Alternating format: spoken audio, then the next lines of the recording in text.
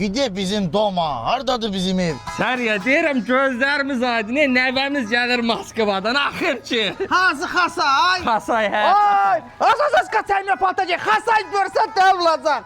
Hadi əhd eləmişəm, demişəm Xasay Rusiyadan sağ salamat gəlsin.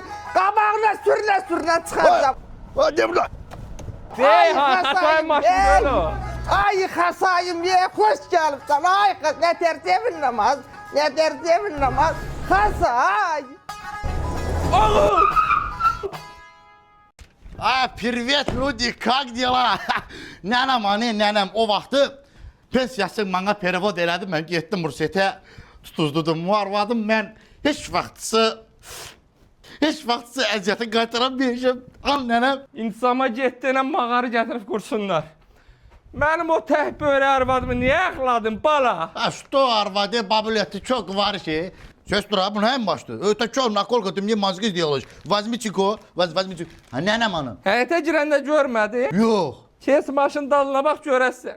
Dedim sürünmə, sürünə də getdi. Deyir nənəm buradan, nənə buradan. Oy, nənə, ты чё сделаешь здесь? Vay Xasay, gəlibsən bala. Xasay, o maşını söndürüb, bayaqdan yubqam kardan da fırladı. Tam başım gizəlləndi. Allah arvad getdi, pensiyada getdi. Mən nədən özümün kredittin? Nənə,